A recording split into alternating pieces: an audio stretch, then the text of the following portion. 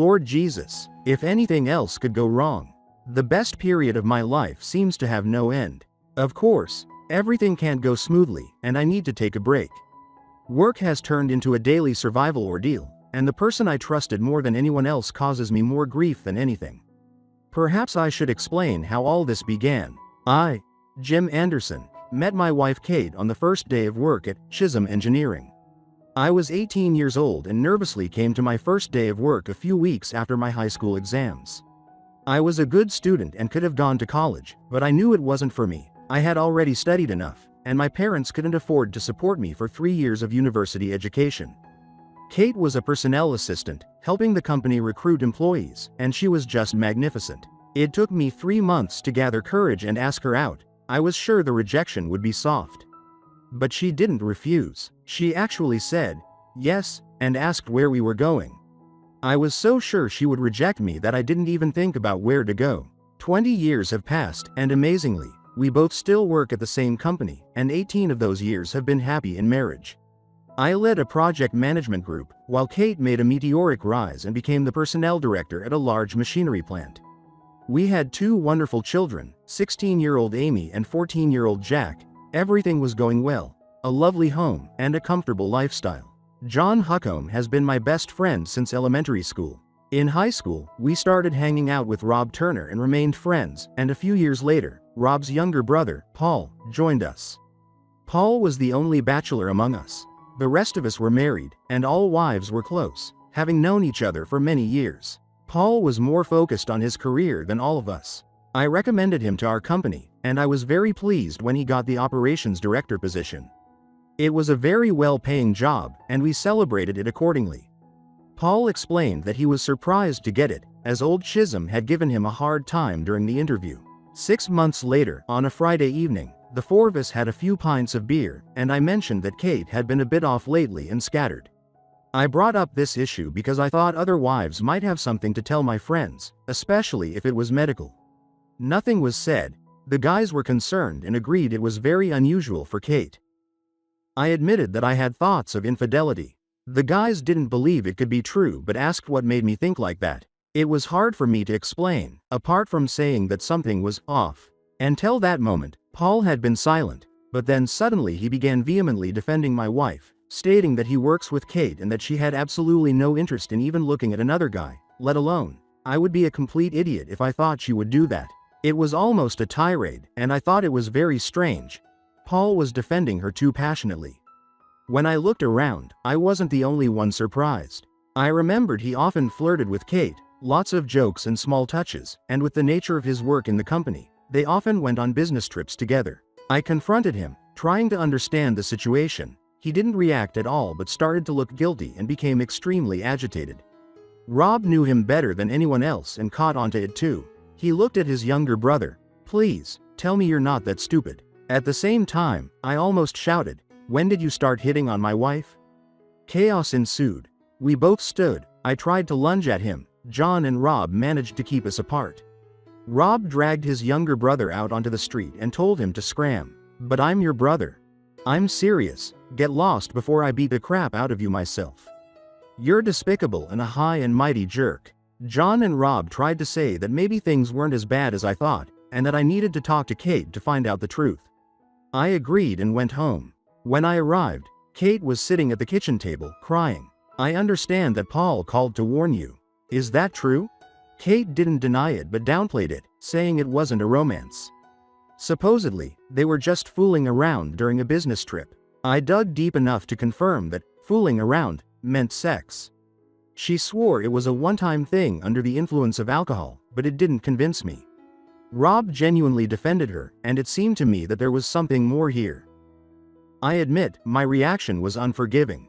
Whether it happened once or 100 times, betrayal is betrayal, and I was completely stunned. Kate couldn't explain why she did it, and her apologies seemed insincere. In the following months, we separated and headed for divorce, which was bad enough, but to make the situation worse, Kate started seeing Paul again. This confirmed my suspicions that it wasn't just a one-time thing. Drinking with John and Rob came to a halt. It was awkward knowing their wives were friends with Kate. They invited me, but I wasn't in the mood for company, and I didn't have much money. Also, I thought they would discuss everything among themselves, especially since Paul was Rob's brother. Losing my wife because of one of my best friends was truly uncomfortable. I felt like I was divorcing my whole life. Kate got custody of our 2 children and kept our house.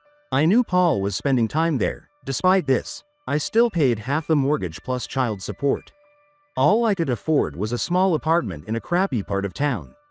Even with the kids, it didn't help.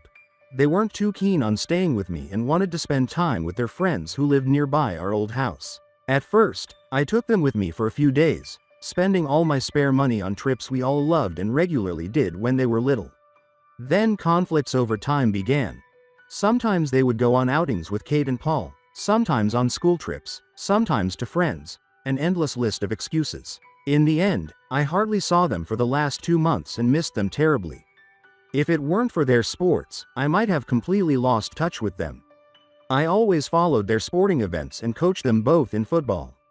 Kate never attended their events, preferring to give herself free time, but now both she and Paul were attending everything. During a break in Amy's football match, I asked Kate why she was there.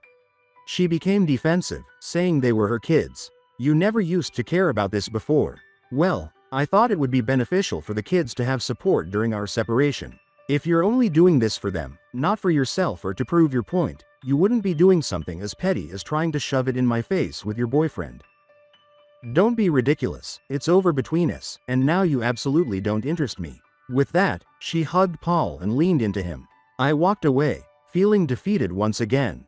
Work was simply torture. I had to regularly see Kate and Turner. Worst of all was the endless barrage of comments from his team guys. It seemed they took pleasure in teasing me. I knew they were looking for reactions, and I just tried to keep my cool. Fortunately, my team was a salvation, especially a new recruit named Josh. He was a former military man, barely in his 20s, and he had lost both legs. He didn't elaborate on what happened, and I didn't ask. Depending on the level of pain, he used either prosthetics or shortened versions he called stubbies. He was very reserved and quiet, mostly keeping to himself. But when it came to logistics, he was a mastermind. I didn't know anyone better who could retain so much information and react so effectively to complex changes. Once I was surprised when he calmly asked me why I put up with so much crap. I tried to tell him about my sorrows and crap in life and immediately felt stupid, considering everything he must deal with. He looked at me with a serious expression. "It all comes down to a simple choice, to live or to die. Did they teach you that in the army?" He started laughing uncontrollably. "No way, that's too profound." It's a quote I ripped off from the movie, The Shawshank Redemption. The British infantry version would go like this: "Just get busy living, or get busy dying, you idiot." I joined in his laughter, realizing it had been months since I had laughed properly. Finally, I saw a light at the end of the tunnel when Marie, the company's accountant, asked me out. I hadn't even thought about dating, and she caught me off guard. I had known her for years, knew she was divorced, and she was a wonderful person. We went out several times until Kate caught wind of it. Rumors reached me that Kate was slandering her and calling her names, but nothing could be proven. Marie came to meet the kids, but they behaved terribly, first ignoring her, then recounting their mother's opinion of her. I was shocked by their behavior and told them so. Marie was a gentle person and was very upset, then she insisted on leaving, despite my apologies. I told the kids to go home to their mother and, at the same time, tried my best to contain my anger. I called Marie many times, and when she finally answered, she explained that she didn't want to cause problems in my family and that it was better to end everything now than later. I was completely devastated. I think I've had enough. No matter how hard I tried to do the right thing, I continued to be shit on from a great height. I could just give up, and then I remembered Josh's comments. I tried to find something positive in my life when Amy told me that Paul promised to buy her a car and driving lessons for her 17th birthday. I was furious but said that I needed to discuss it with her mother first. Amy left, angry again. I called Kate and asked how my 16-year-old daughter was going to get a car when I knew nothing about it. You know, I wanted to teach the kids to drive, and of course, I don't want her to have her own car yet. Why not? It's a wonderful gesture from Paul. Don't be upset just because you can't afford it. So, you're okay with her going to parties with her friends? Do you realize how many car accidents happen with kids her age? I wanted to make it easier for Amy. Let her use our cars until she grows up and we can trust her. Oh, no, I hadn't thought about that. I suppose that would be worrying. Since when am I excluded from all decisions regarding the children in favor of your boyfriend? I am their guardian. Wrong. We're both guardians, it just happens that they live with you. Next time, you'll tell me that bastard wants to adopt them.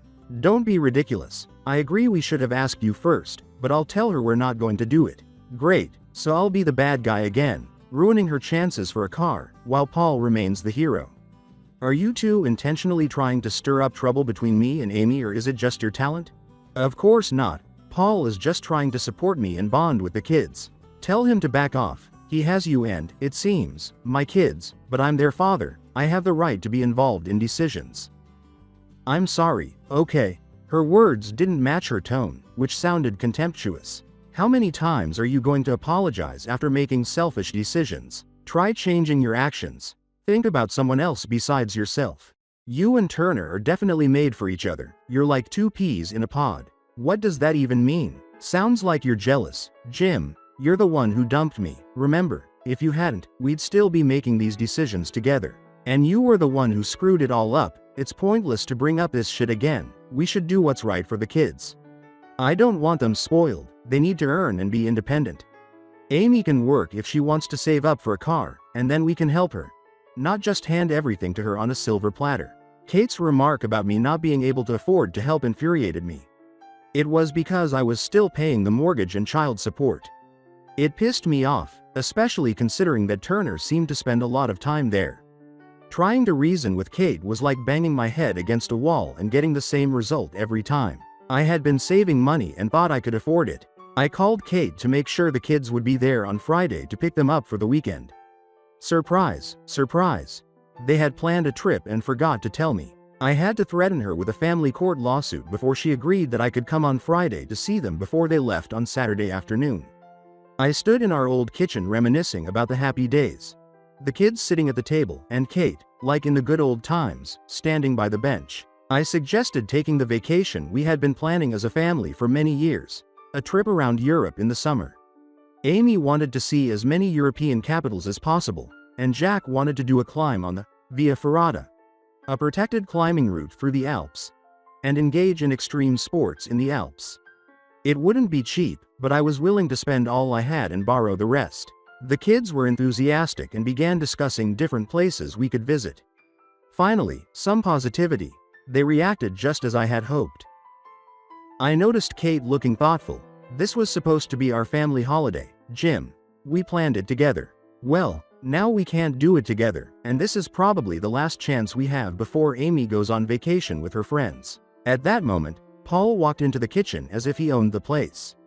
Jack excitedly told him about the trip. Paul nodded and said it sounded great, then added, I think we can plan our vacation for another time. All three turned to him in unison and asked, what vacation? Well, I was thinking of a summer road trip across the United States. You can choose the route yourselves, but it could include Disney, then hop over to the West Coast, visit Los Angeles and the Pacific Coast Highway. Amy interjected, oh my gosh, that would be an amazing trip. Maybe we could even swing by New York? I don't see why not. We could stop there for a few days to break up the flights back to the UK. Jack immediately started asking about the attractions at Universal and whether they could go to Busch Gardens or the Six Flags park. He loved all the thrill rides. I had never hated him more than at that moment. He knew I was at his mercy, and I doubted I could insist on a shorter trip when they were so excited. I got up and left the kitchen, doubting anyone noticed my departure. I had just reached the door of my car when Kate caught up with me. Jim, I'm sorry about your trip. Answer me honestly one question. Kate, is this the first time you've heard about this vacation? Well, yes. I don't think Paul had a chance to tell us about it. I'm sorry it goes against your idea. Oh my God, Kate, you're not that stupid. He just made it up on the spot, and I can guarantee nothing is booked. He's taking my kids away from me, and you're helping him. What the hell did I do to deserve this? I'm sure it's an innocent conflict. Finally, I had had enough. You keep asking for forgiveness, and then you do the same thing again. So here's what's going to happen. Tell your boyfriend this. The next time I have even the slightest issue with access or being excluded from raising my kids, I'll deal with him directly. Are you really threatening us, Jim? Talking to you is like talking to a brick wall. So yes, I'll try a different approach and live with the consequences. You won't harm us. Maybe not to you, though you deserve it, but on the other hand, some payback is due to him. Both you and him should think twice before putting someone in a position where they have nothing to lose, and you've put me exactly in that position. I looked up and saw Paul standing by the door. I half expected him to come at me, given he was bigger, but he just retreated into the house.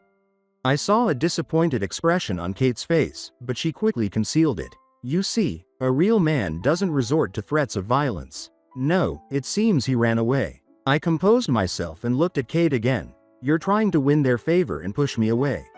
These are my kids, not his. I like to think I'm a good father. You should want me to be involved in their lives, not playing petty games. Kate seemed speechless. It's not like that. It shouldn't be a competition, but let's face it. You won, I lost. You have the house, the money, our friends, a rich guy, and the kids. Your victory doesn't mean I have to lose every time, Kate. The old Kate would have understood this much sooner than me. She just stood there with her mouth open, not saying a word. For God's sake, I give up. I want to talk to the kids again tomorrow without that jerk around. I jumped into the car and sped off, leaving Kate standing there looking like a goldfish. Before entering the house, I made sure Turner wasn't there. The kids were sprawled on the couch in our old living room, looking as if it was a great effort on their part, and Kate stood at the threshold. Don't worry, I won't take up much of your time.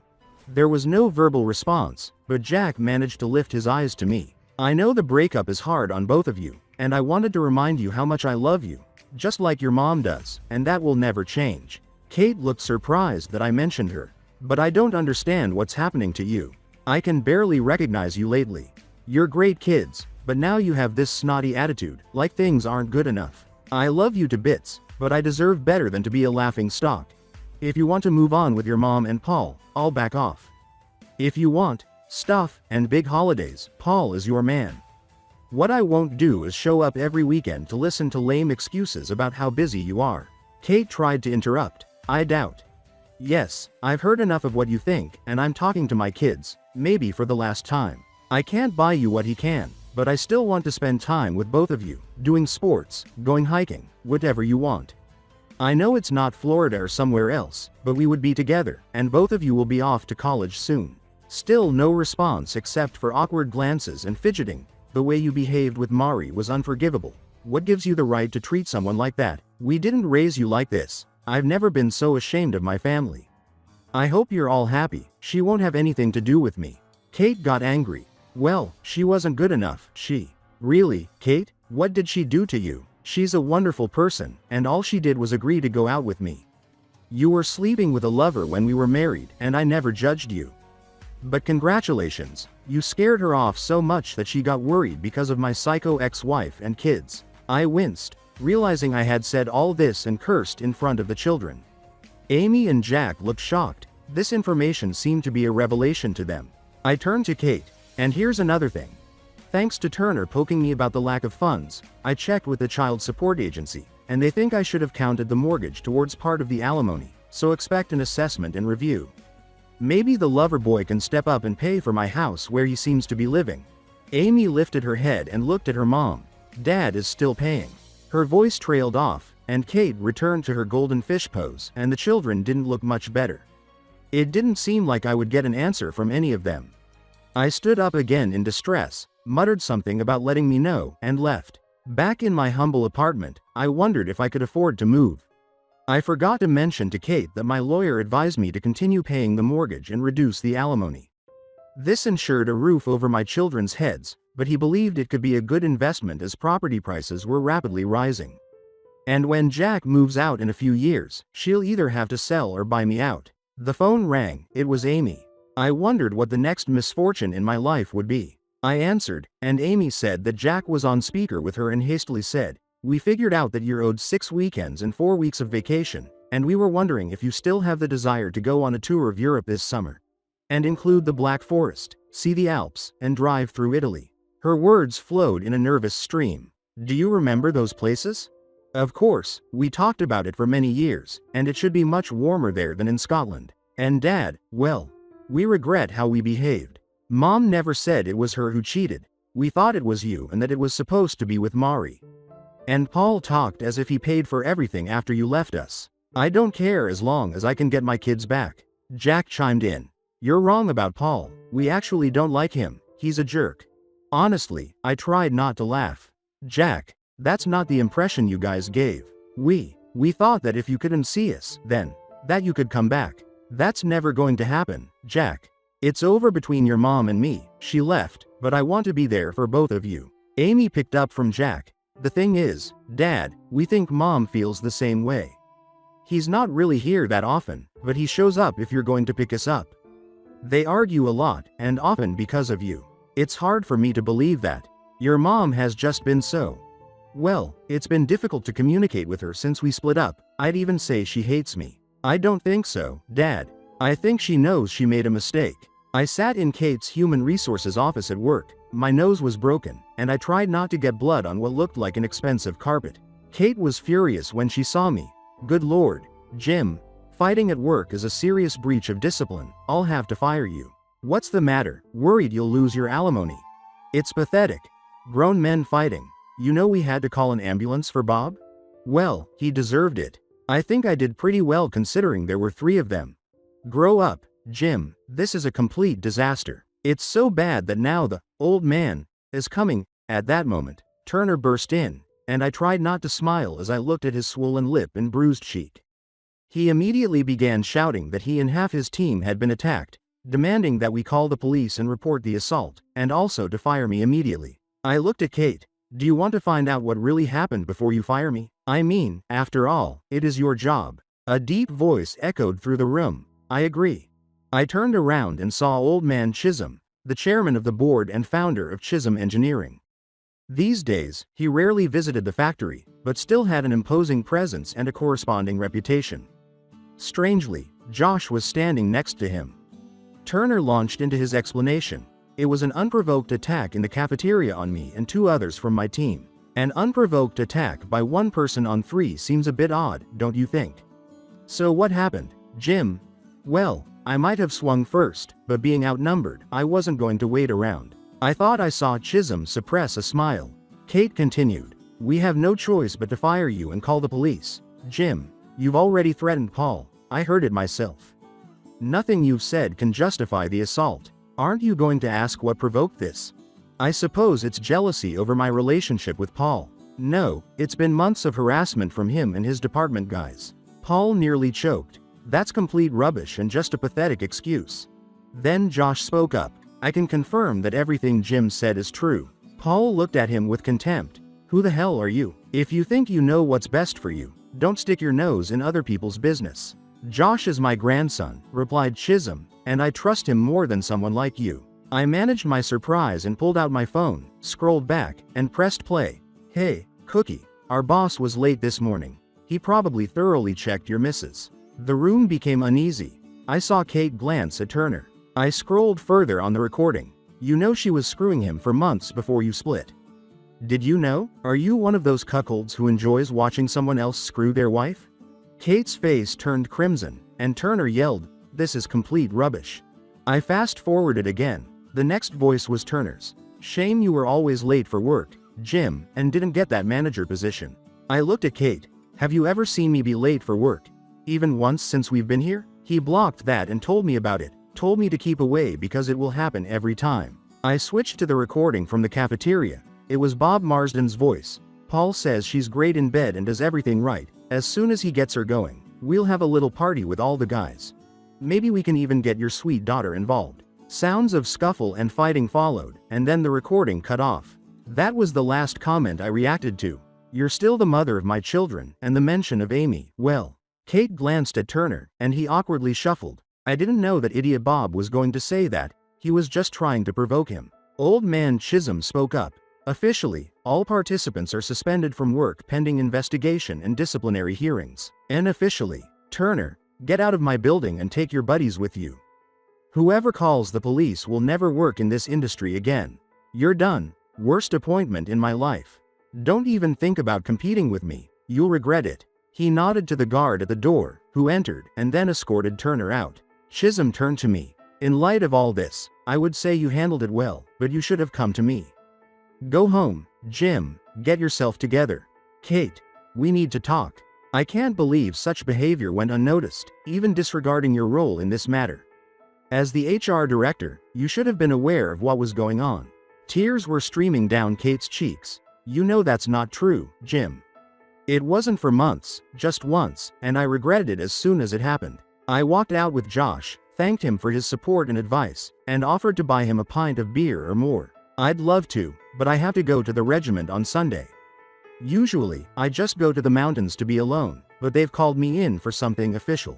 No problem, maybe next time. And what about the old man being your grandfather? I didn't want to bring that up or use it to my advantage. I was going to tell him about your troubles, but I figured you should find a solution yourself, and then I'll help. After all, he today that sheds his blood with me shall be my brother. I started laughing. Now I know that's an old army quote, if you count Shakespeare and Henry V. Josh grinned. That's the one, from Band of Brothers, they used it in officer training.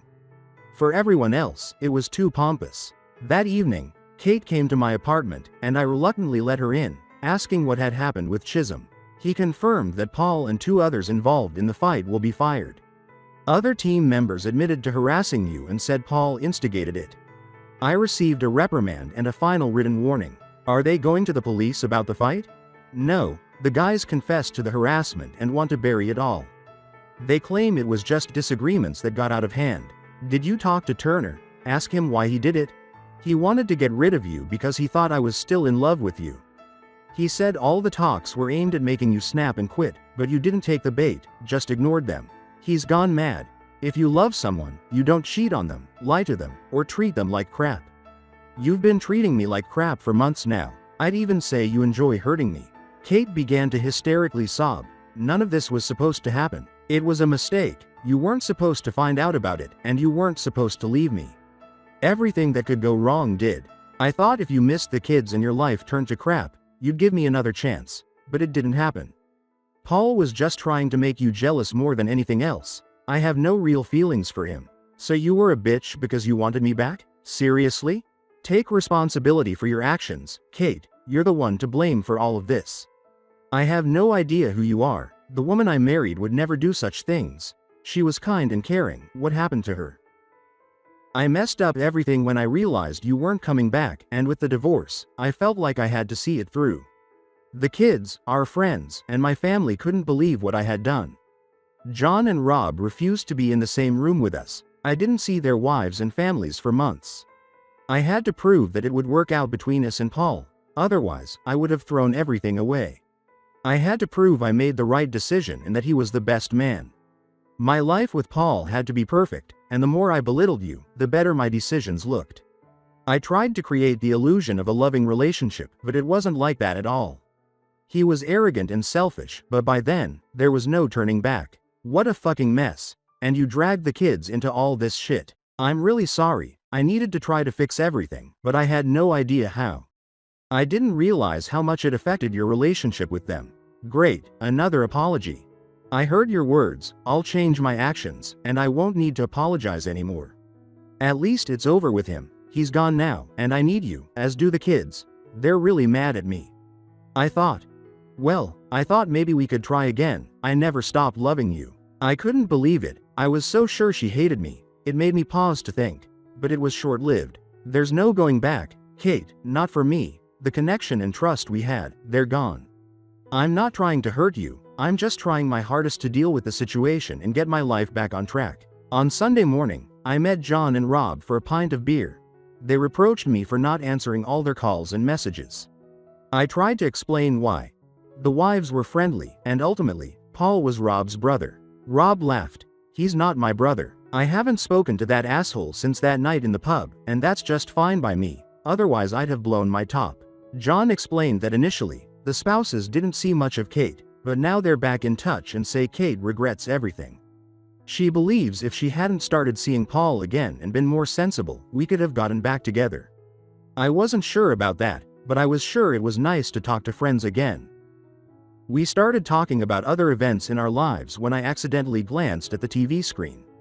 There, in full ceremonial dress of the Royal Fusiliers, stood Josh, laying a wreath at the cenotaph before members of the royal family and the great and good of the country. He had a chest full of medals. I turned up the volume to hear the commentary, explaining how Josh earned the Victoria Cross, saving fellow Fusiliers under heavy fire and repeatedly going back before losing consciousness from the blast of a rocket grenade. They then talked about his struggle for recovery. I was stunned. I couldn't imagine what Josh and others had to face. My own plight paled in comparison to this. In reality, contrary to stories, once Kate stopped being a bitch, life got better. I saw the kids more often than planned, plus all the sports events. It was an unofficial joint custody. They stayed when they wanted, and were always happy to see me. The child support agency reduced the amount I paid, offsetting the mortgage, as they suggested. I got promoted at work and received a huge bonus. Chisholm said he wanted to avoid lawsuits for harassment or constructive dismissal. I returned to old hobbies and planned to travel more. I was shocked when Marie showed up at my new cottage with a terrace. We hadn't spoken for several months, and I didn't think she knew where I lived. Somewhat uncertainly, I invited her in. I'm here at Amy and Jack's request, Jim. They apologized and explained everything. Amy mentioned that you're not seeing anyone. How did they even find out how to contact you? I suspect Kate gave them my number. I called her. She confirmed the children's words and admitted that both of you need to move on. Everything was becoming surreal. It seems like both your kids and your ex-wife think you're the best thing since sliced bread, and I'd be an idiot not to date you. Sliced bread. That's a bit much, don't you think? Maybe the best thing since the steam engine, though. Sorry, that's an engineering thing. I'd prefer a calculator or a computer, being an accountant and all. Anyway, I'd like to figure this out for myself, Jim. Yeah, I'd like that too, Marie, very much. We started dating again, and our relationship progressed, starting with friendship and companionship, and then passion and intimacy, everything that money can't buy. Who knows where we'll end up in the end, but for now, things are going well. Was it just luck for me? Perhaps. But I like to think that I stopped acting like a victim and, to some extent, created my own luck. I stopped accepting the crap that other people were throwing at me and learned to stand up for myself again, and so far the results have been great. However, I'll never take it for granted. Life has a funny way of tripping you up when you least expect it.